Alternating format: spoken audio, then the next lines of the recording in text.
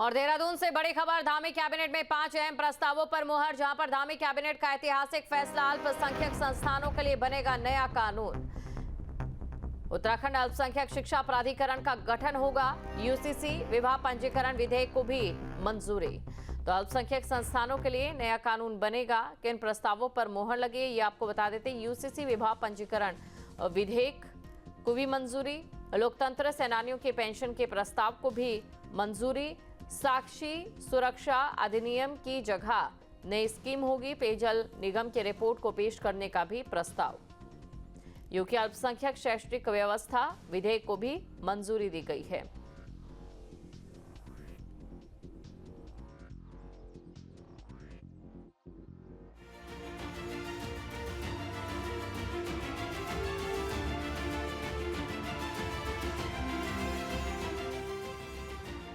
UCC के बाद एक और बड़ा फैसला,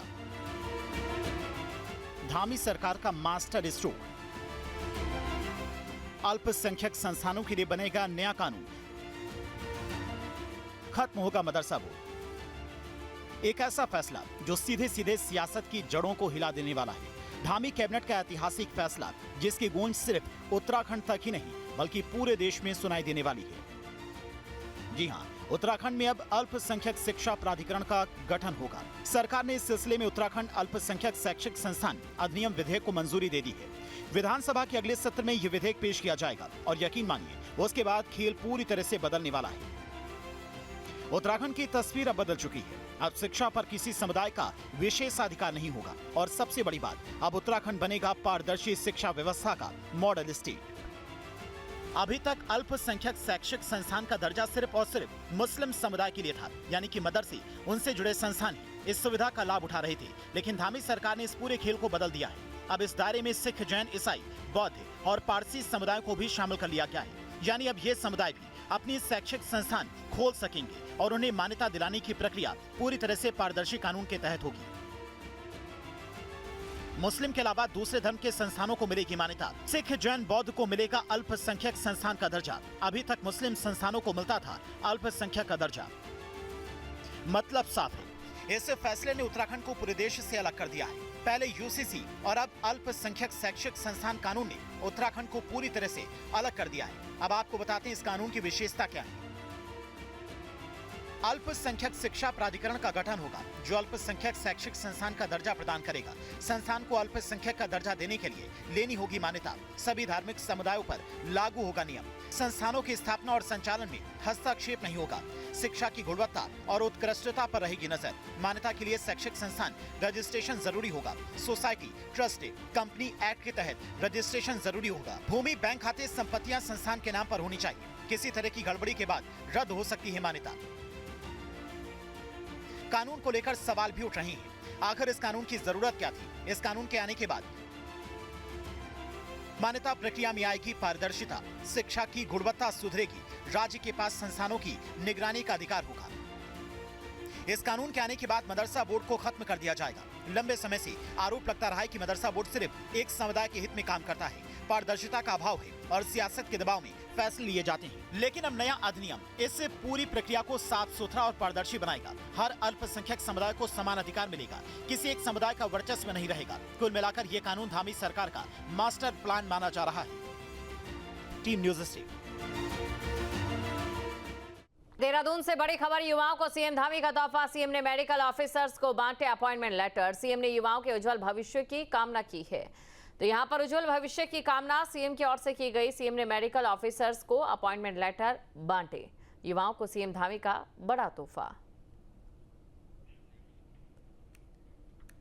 और देहरादून से बड़ी खबर, राज्यपाल से मिला कांग्रेस प्रतिनिधिमंडल। पंचायत चुनाव को लेकर हुई मुलाकात। कांग्रेस ने चुनाव में लगाया धांधली का आरोप।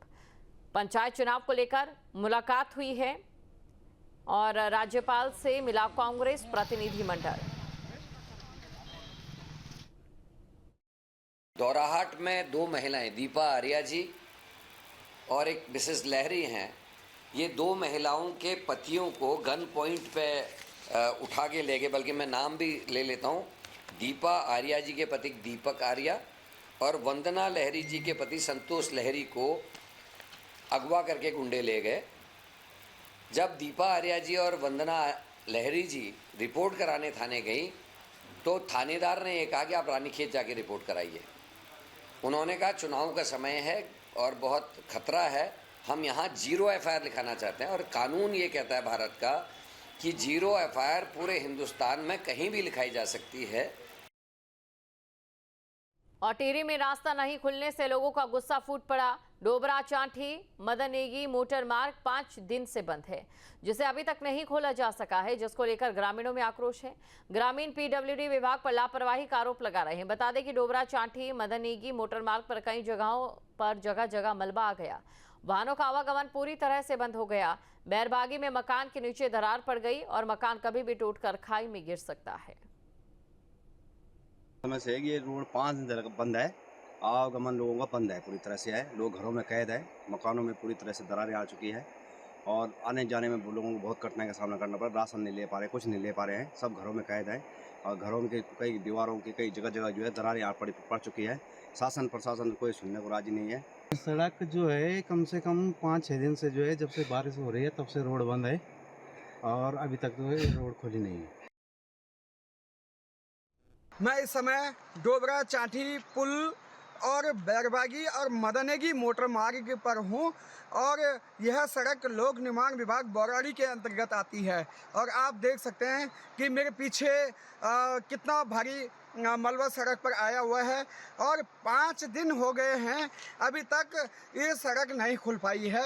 और आश्चर्य की बात है कि जिला प्रशासन ने सभी अधिकारियों को निर्देश दिए हैं कि सड़क खोलने का जो रिस्पांस टाइम है वो कम से कम होना चाहिए, लेकिन लोक निर्माण विभाग की लापरवाही के चलते अभी तक 5 दिन से ये सड़क नहीं खुल पाई, जिससे लोगों को आवागमन में बहुत समस्याएं उठानी पड़ रही है।